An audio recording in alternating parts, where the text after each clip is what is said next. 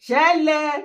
Ignore Tinubu campaign rumor. I won't endorse him for second term. Sultan of Sokoto. Chongbo. Shoti yé yín báyìí. Ṣé tí ń bá. Èmi ò ti expect anything lesser. The Sultan of Sokoto, Saad Abubakar, has urged Nigeria to ignore the rumor that he endorsed President Bola Tinubu ahead of the 2027 presidential election and declare he will not endorse him for a second term. Tó jẹ́ sí wípé Sultan of Sokoto ó ń jẹ́ kó yé gbogbo wa wípé anywhere tá bá ti gbọ́ wípé òun o as a Sultan ó endorse Tinubu continuity ní 2027. Ó ní bàbá ńlá arọ́ ni irọ́ tó jìnnà sí òótọ́ pọ́nbélé òun ò bá wá lu Tinubu second term tó já sí wípé àwọn ò fẹ́ Tinubu second term Tinubu ò ní ṣe second term ló ń sọ yẹn. Sultan of Sokoto ṣó ti rí ṣé ìwọ náà expect the same thing ó bá ẹ níjàfù àbí lójijì kò bẹ́ẹ̀ mi níjàfù kò bà mí lójijì o láíláí èmi mọ̀ wípé a máa débi bí of course yes wẹnu lẹ̀kọ́ wẹnu ọkọ ó ti gbàgbé àdó olóró Christmas time mẹ́hàn mò ń bọ̀ bí tí ìdè wá wo fídíò. President Bola Ahmed Tinubu has done it again as a man that is prepared for this job. This is how you know a leader with clear direction, vision, mission, and focus. Today, he called the vice president. He said, come, now that we have recorded progress in constructing road in Nigeria, giving access to businesses, it is time for us to give Nigerians jobs. Listen, let's industrialize our country. It is time for us to industrialize our country so that our youth will have jobs. What did he do? He said, I want you to go along with some governors, go to Benin Republic and study their industrialization model. Listen, we cannot be posing as the giant of Africa whereas we don't have anything. Listen, let's learn from those that have done it before. Go to Benin, study their model, and we will replicate it here in Nigeria. And by that, our youth will have jobs. And today, the Vice President, Kashim Shettima, led delegates, governors, and other delegates to the Benin Republic, and they visited industries to study model that they want to replicate in Nigeria. So isn't that a good news for us to celebrate? Governors of different states also pledged to adapt the model, saying it offers practical solutions for reviving textile production, processing agricultural products, attracting investments, and creating thousands of jobs. From time to time, African countries must, as a matter of interest, go around and compare among themselves how far they are going ahead in developing opportunities that will create prosperity in Africa. By the time we have these things in place, it's going to be history because you engage everybody from the process, from the farmers, the system itself, and the value creation and then the value chain. I'm glad that we came together with Mr. Vice President to see a practical manifestation of what we've been talking about. We were earlier in Ethiopia to see what they've done, and now we're in the Benin Republic to learn from the mistakes they've made and the positive effects of and impact of the process of the industrial processing zone. These are all things that have comparative and competitive advantage in our state, that we can take the experience of this place at our places and then see what we can do to alleviate the suffering of our people. The visit is set to form part of Nigeria's broader strategy to accelerate industrial growth, strengthen agricultural value chains, and drive economic diversification through public-private partnerships. Sultan lóhun endorse bàbá Tinubu second time. So, kò sí Tinubu continuity. Mi mọ̀ wé kọrin yẹn. But bí bá yẹn gbá yẹn Tinubu continuity. Sultan, ibi tẹ́ fẹ́ gbà yọ sí bàbá Tinubu lélẹ̀. Nígbà tẹ́ ti lọ láìmọye ìgbà láti lọ fọ̀rọ̀kú fẹ̀mùṣù nínú ọ́fíìsì wọn ní Aso Villa lórí ọ̀rọ̀ Malami, lórí ọ̀rọ̀ El-Rufai. Tí bàbá dẹ̀ jẹ́ kó yé yín wípé ẹlẹ́ṣẹ̀ kò gbọ́dọ̀ lọ láì jìyà. Àbálọ àbábọ̀. Endorse second term Tinubu, àwa no expect kẹ́ endorse àwa. Èmi kàn tiẹ̀ ti mọ̀ pé ní endorse. Abẹ́yìn ò rí quietness tó wà ní northern part of Nigeria ni mo pariwo ẹ̀ títí fún yín. Láti last year December tán ti ju àdó olóró. Ṣé ẹ ò rí wípé not quiet? Notice. kì í ṣe wípé àwọn nǹkan ò lọ society pé bí àwọn ń jí máa lọ oníkálukú máa lọ síbi iṣẹ́ òòjọ́ ẹ̀ politically àwọn nǹkan kan wà tó silent ṣe rí quietness yẹn silence yẹn ó dé dangerous gan ni ó dangerous gan ni èmi mọ̀ wípé they are up to something wọ́n fẹ́ bojú bàbá Tinubu jẹ́ bí wọ́n ṣe bojú bàbá Tinubu jẹ́ ní 2023 ní Lagos State èmi mọ̀ wípé Sultan ò ní endorse second term bàbá Tinubu you know why àdó olóró tó já sí ọ̀dọ̀ wọn ní Christmas time wàá rí wípé láti ìgbà àdó olóró yẹn for how many months la fi pariwo ká tó rí Sultan níta àtìgbà tá ti rí Sultan níta ẹ rí wípé ó shrink ó súnkì ó notice wípé tẹ́lẹ̀tẹ́lẹ̀ before that àdó olóró every weekend every Saturday wàá rí Sultan ní ilẹ̀ Yorùbá kò wá tí sí àwọn A-list ọba wọn ò tí ì ṣe kankan láyé tí Sultan ò bá tí present nǹkan yìí ò tí ì ṣe ó notice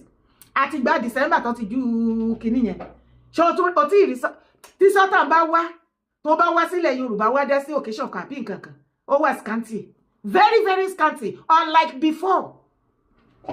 àkàntì ẹ̀ wá mọ̀ bóyá ilẹ̀ Yorùbá gan ni Sultan wá jókòó sí bọ́dẹ̀ ṣe ń wá làwọn sẹ́tà Arab kan wá lóríṣiríṣi ń wá àti gbàdó olóró yẹn gbogbo ẹ̀ ó bẹ́ni pé stop bákan èmi máa ń observe nǹkan ni o mi ìmọ̀ bóyá ẹ̀yin náà notice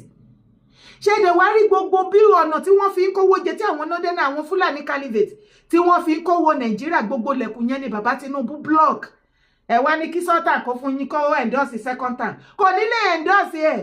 another one tún ní ìdí tó fi ní endorse ẹ̀ ṣe mọ̀ wípé gbogbo head of state ó ní láti lọ máa forí balẹ̀ lọ́dọ̀ Sultan blueprint Sultan Fulani caliphate òun ni wọ́n máa fi govern Nigeria which is Sharia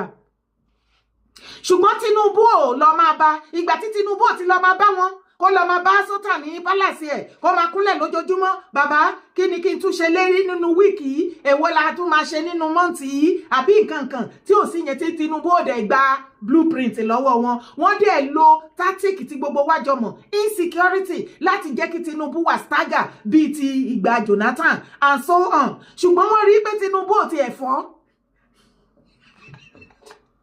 wọ́n mọ̀ pé bàbá stubborn tó bá ń gbọ́ all the stubborn bàbá Tinubu náà pè bẹ́ẹ̀ politically all the stubborn bọ́yẹ̀ èmú ló náà wọ́n padà pàdé máṣí wọn ni wọ́n fẹ́ ṣe godfather fún president Bola Ahmed Tinubu ní Aso Villa Tinubu jẹ́ kó yé wọn wípé èmi gangan bàbá èmi gan ni mò ń fọba jẹ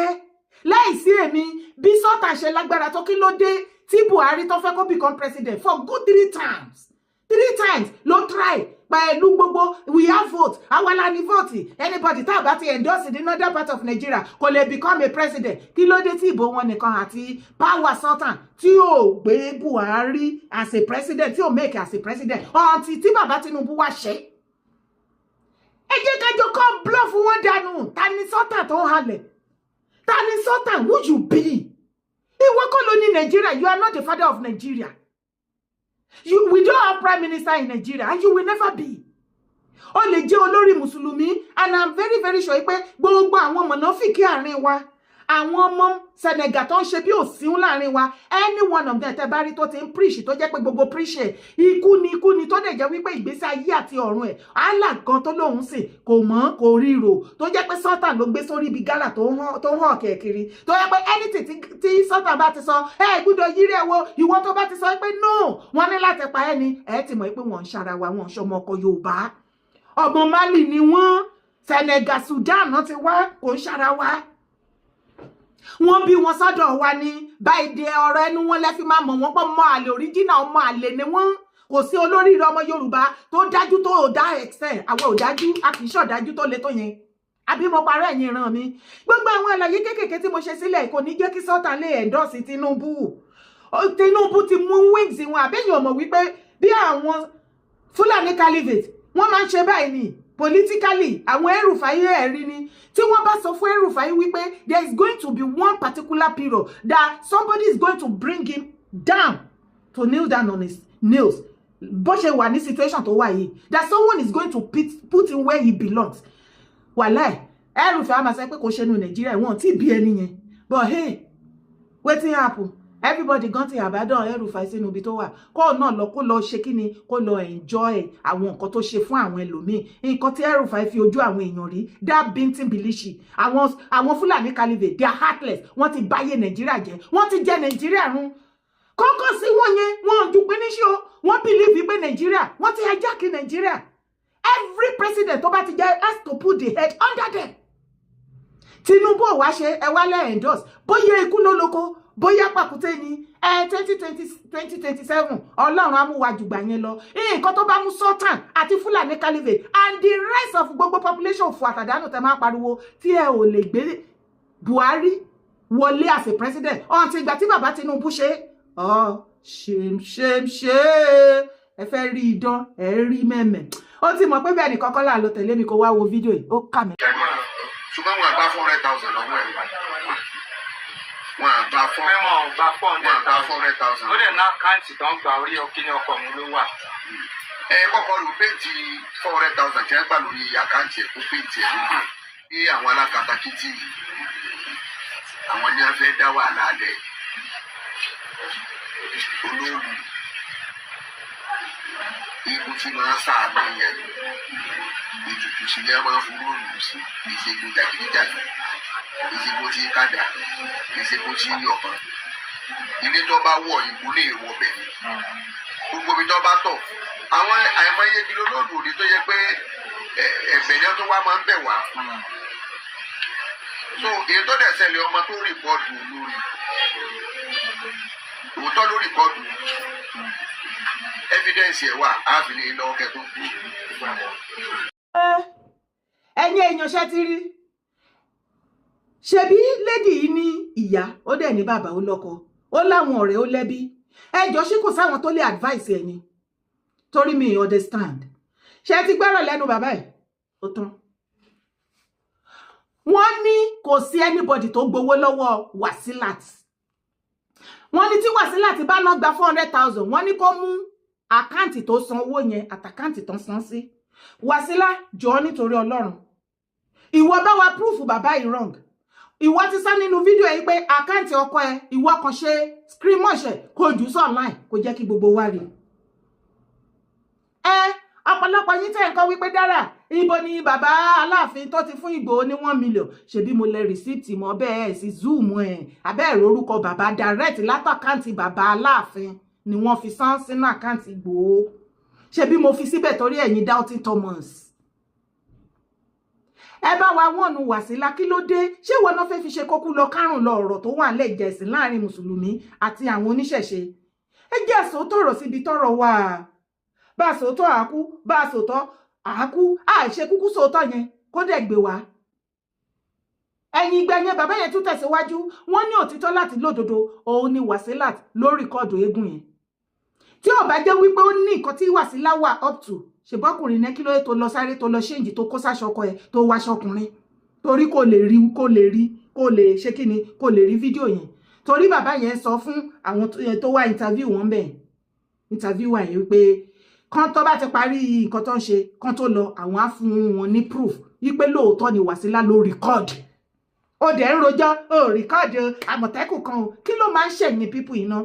Wasila ọ̀rọ̀ ẹ lásọ títí lórí ètò mi lánàá lórí live títí dòrúdòrú pé kán lọ wọ́n ẹ wàá rojọ́ títí wàá fi ẹjọ́ yẹn wàá fi ránra ẹ lẹ́wọ̀n kò mọ̀ pé òun lè ṣẹ̀wọ̀n lórí nǹkan tó ṣe torí ó jẹ̀bi ní gbogbo ọ̀nà wọ́n ti make announcement síta more than a week káàkiri social media káàkiri rédíò everywhere gbogbo ẹ̀ la gbọ́ ta rí ó wà wíẹ̀ ó dẹ̀ tún mọ̀ọ́mọ̀ ṣe despite the fact ipò tún gbé ní Ìbàdàn bẹ́ẹ̀ ó tún go against ẹ̀ ìyẹn gan ti rán ẹ lọ sẹ́wọ̀n ṣé mùsùlùmí lè gbà yẹn ni wọ́n lè gbà á fún nǹkan tó ṣe fáwọn ológun ṣé mùsùlùmí ẹja sòótọ́ ṣé wọ́n lè gbé nǹkan tí wọ́n kọ́ make announcement pé nǹkan báyìí o bá ṣe máa ṣe nìyẹn o kẹ́yìn kan wá sọ wípé ẹ̀yin oníṣẹ̀ṣe ẹ wá lọ dùbù wọn lọ́nà ẹ wá lọ go against nǹkan tó ní kó má ṣe yẹn ṣé ẹ rò wípé bí àwọn oníṣẹ̀ṣe fọwọ́ mu yìí ló ní àwọn mùsùlùmí ṣe máa fọwọ́ mu ṣé ẹ ti gbàgbé nǹkan tó fojú Tani Ọlọ́run tó fi rí ni wọ́n máa lọ kidnap Tani Ọlọ́run àwọn ògo Ìlọrin mà ní máa lọ gìtá fi wá Tani Ọlọ́run kiri kó tó di pọ́n discover ìpọ́n ti jí gbé lọ sí Ìlọrin ni tó lọ sọ sínú ìgbèkùn inú ọgbọ́n ayé nínú òkùnkùn bírímù nínú lẹ́lẹ́ ń bẹ̀ Sharia court ní Ìlọrin náà gbé lọ ṣé kò yẹ kí wọ́n ti wá jíwọ̀ gan gbé báyìí ṣé kò yẹ kí àwọn eléégún kí wọ́n ti wá jí ìwọ Wàsílà gan gbé kí wọ́n máa wá ẹ kiri eléyìí táwọn gan ṣe sáré ṣe cleansing fún ẹ kò yẹ kó tètè ṣe cleansing fún ẹ ti máa ń láàánú jù bóyá ká máa fi wèrè pọ́ọ̀tì wèrè lẹ́ẹ̀kọ̀ọ̀kan kára everybody wá lè balẹ̀ ṣé Wàsílà dẹ̀ ó máa lajú ẹ̀ kalẹ̀ báyìí títí tí àwọn àáfàá mọ̀nàfìkì ilẹ̀ kóòtù àjíire àwọn ọmọ ìran Málì wọ́n á dẹ̀ lò ẹ́ títí gẹ́gẹ́ bí irinṣẹ́ wọn wọ́n á dẹ̀ sìn ẹ́ dẹ́wọ̀n ó jẹ̀bi ní gbogbo ọ̀nà tí àwọn eléégún bá láwọn fẹ́ tèkì kéèsì yẹn hàn Wàsílà wàá ṣẹ̀wọ̀n kì í ṣe ògo Ọlọ́run àbí àwọn mùsùlùmí ẹ̀yin mùsùlùmí nìkan lẹ́ẹ̀mọ kóòtù lọ o àwa ò ní wọ́n ò ní gbé kéèsì yìí lọ sí ṣàríà kóòtù o abẹ́rẹ́ pé ṣàríà kóòtù náà máa gbé lọ ẹ máa wò ó ti yín ẹ tí mọ̀ kankan tá bá tún kọ̀ntínú láti wo fídíò yẹn ẹ rí nǹkan tó ń sọ lórí òrè àsàlátù ìyẹn ni mo tún gbọ́ lẹ́nu ọjọ́ mẹ́ta báyìí wọ́n ṣe nǹkan ní church wọ́n invite brother wa èrè àsàlátù ìkan lára àwọn tó kọ orin Islam ó mà lọ kọ orin bẹ́ẹ̀ ó mà gbọ́ orin tó kọ o ẹjọ́ ó ti dogun ẹ máa gbọ́rọ̀ burúkú ó tún ti di pípa ni ó ti bojú ẹ̀sìn jẹ́ ó ti àwọná àṣegbá àṣàwo kò gbé ṣàríà in fact ìgbà tó tẹ̀ ti sẹ́pẹ́ yìí mùsùlùmí original ọmọ Yorùbá wọ́n bẹ́lẹ̀ tá kì í ṣòsíwọ̀n èèyàn wọ́n ní ẹ̀ kì í ṣe original mùsùlùmí ìgbà tá ti máa pa ọkọ yín kẹ́ pa aya yín kẹ́ ọmọ yín dànù torí gbogbo nǹkan tí àwọn mọ̀nàfìkì ìtọ́mọ̀ kò ju pípa lọ àdẹ̀ tí ì rí ìmáàmù Tọ́líà kó pàyàwó àbọ̀mọ̀ ẹ̀ àbí kó para ẹ̀ dànù àti ìrí gbogbo àwọn mọ̀nàfìkì tó kú irú ilé tó kórùgbọ̀n wèrè àrùn yìí kó fi rẹ̀ ṣe sábù kó para ẹ̀ àfi pípa wọn ò ní oore ọ̀fẹ́ eré kan láyé pípa yìí ni ṣé nǹkan mi ti wà bẹ́ẹ̀ ni ẹ̀yin etí Wàsílà títí ká ẹ̀ tí dẹ́wọ̀n Wàsílà ìwọ rojọ́ títí kò fòbúrẹ́wà kò fi múra ẹ̀ lájẹ̀ ojú ẹ̀ máa tó bó ṣe ara ẹ̀ máa balẹ̀ ibẹ̀ ni kọ́kọ́ la tún yìí lọ ìtẹ̀lé.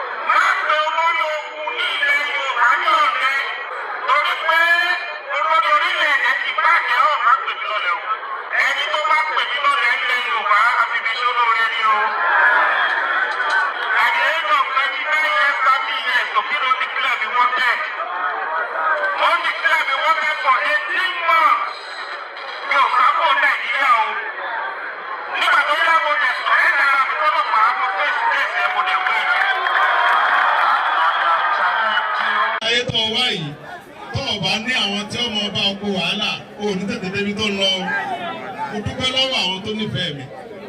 mo tún wá dúpẹ́ lọ́wọ́ àwọn tí ò nífẹ̀ẹ́ mi tí wọ́n ń rìn mí kàkí pé kó lè tètè yá mo dúpẹ́ lọ́wọ́ gbogbo yín mo dúpẹ́ gidigidi gan pàápàá jùlọ àwọn tí wọ́n jẹ́ ọ́fíìsì New Era tí wọ́n dúró tì mí gbogbo ìgbà tó jẹ́ pé wọn ò jẹ́ kí ojú ó tì mí bí n bá ti ń sọ ni wọ́n ń tẹ̀lé mi àwọn náà sì fi àwọn tó kájú ẹ̀ tì mí lẹ́yìn mo dúpẹ́ gidigidi gan mo dúpẹ́ lọ́wọ́ gbogbo ẹgbẹ́ Àgbẹ̀kọ̀yà torí pé nígbà tó gunlé táwọn ọmọ fọ́nká wọn níbo làwọn fẹ́ rọ́ọ̀lù mọ́ ní ẹ̀yìn kan ẹ̀yà lọ́nú Àgbẹ̀kọ̀yà àjọ nira wa ni ẹ̀yìn kan ẹ̀yà lọ sí VDN àjọ wà ń bẹ̀ ni tọ́lọ́n bá sọ pé a tún ríra a sì padà wá sí ilẹ̀ Yorùbá láti bá dé ó ṣeé ṣe kí Ọlọ́run ó gbé agbára fún wa ju ta wà ń bẹ̀ tẹ́lẹ̀ lọ ṣùgbọ́n kí sí bá wà yìí ọlọ́pàá wá wà yìí a dúpẹ́ fún bàbá Bọ́lá Ahmed Tinubu tó fún wa nínú ẹkùn ẹ bá ṣe jàgàbá yẹn dáadáa a dúpẹ́ fún bàbá wa Bọ́lá Ahmed Tinubu tí ó fún wa ní security ìwé ẹkùn yìí àwọn kan gbà wọ́n rò bá ń parọ́ a sì dúpẹ́ lọ gbogbo àwọn lọ́balọ́ba tí wọ́n lọ bá bàbá Tinubu àti bàbá wa Ọọ̀ni of Ifẹ̀ bá ṣe kábíyèsí bàbá dáadáa Ọọ̀ni of Ifẹ̀. ẹ jọ̀wọ́ èyí ni ìròyìn tó tẹ̀ mí létí ní yàjò tí àwọn ọmọ Yorùbá ní kí n bá wọn gbé síta ẹ gbá kókó inú ìwé ìròyìn nínú fídíò yìí tí wọ́n fi ṣọwọ́ sí mi òun láti rí níbi tí ààrẹ Ganiyu Ige Adams ààrẹ ọ̀nà kakanfò tí Yorùbá land ni wọ́n sọ̀rọ̀ bí ẹni wípé àwọn ti bọwọ́ lu ìrù ẹkùn o tí ó jẹ́ ti Olúọmọ Ìgbòho Òòṣà ipe kó máa báṣẹ́ rẹ̀ lọ kí àwọn ọmọ OPC lẹ́yìn wọn kí wọ́n má sì da Ìgbòho àti ìrù ẹkùn private group yìí rú. Àwọn ọmọ Yorùbá wọ́n máa yarí o wọ́n ní dára mo ní mo jẹ́ ayé wọ́n ní ká bá wọn pariwo síta kí ààrẹ Abdulganiyu Ige Adams kí ó má ṣe bí ẹni wípé àwọn ni olórí jagunjagun ilẹ̀ Yorùbá tí wọ́n endorse tán ní láti endorse kí gbogbo ọmọ Yorùbá tó gba ìrù ẹkùn private security wọ́n ní èyí tó yẹ ká ẹ fi ṣáájú òun lẹ wá fi kẹ́yìn wọ́n wá tún tẹ̀síwájú wọ́n ní èyí tó ṣe pàtàkì jù níbẹ̀ òun ni wípé bàbá olórí oko káàfàtà bàbá wa ààrẹ pátápátá ọlọ́lá jùlọ ni ààrẹ orílẹ̀-èdè Nàìjíríà tí gbogbo wa mọ̀ sí president ààrẹ Bọ́lá Ahmed Tinubu PBAT àwọn ni wọ́n ti pe ọmọ wọn Olúọmọ Ìgbòho kí ó lọ dé ìrù ẹkùn sílẹ̀ o torí wípé àsìkò ń bọ̀ a ò mọ ohun tó fẹ́ ṣẹlẹ̀ nínú Nàìjíríà o a ò sì fẹ́ kí ogun kó kó àwọn ọmọ ilẹ̀ kóòtù àjíire ìran Yorùbá lọ wá àwọn ènìyàn bíi tìrẹ kó o sì kó wọn jọ èyí ló mú Chief Igboho tí wọ́n dá ìrù ẹkùn sílẹ̀ tí bàbá wa ọlọ́lá jùlọ ààrẹ Bọ́lá Ahmed Tinubu tí wọ́n sì ti bọwọ́ lu ìrù ẹkùn private security organization láìsí àní-àní. Lẹ́yìn èyí òun ni ọmọ Adéyẹmọ Olúọmọ Ìgbòho Òòṣà ni wọ́n sì gbé ìrù ẹkùn ni wọ́n ń gbé lọ káàkiri ọ̀dọ̀ gbogbo lọ́balọ́ba àti níjòyè wípé ọlọ́lá jùlọ bàbá wa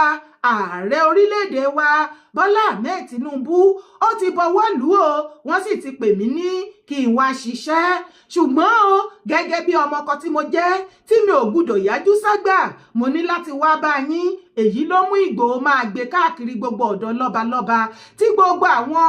ọba kàǹkàkàǹkà ọba hẹrẹmí àwọn olórí ọba olórí aládé gbogbo ilẹ̀ kóòtù àjíire tí wọ́n sì bọwọ́ lù ú tí wọ́n sì ẹ̀ńdọ́ọ̀sì rẹ̀ wípé ìrù ẹkùn àgbà fún ọ ojúlówó ọmọ ọkọ tiwa ni as a matter of fact Olúọmọ wa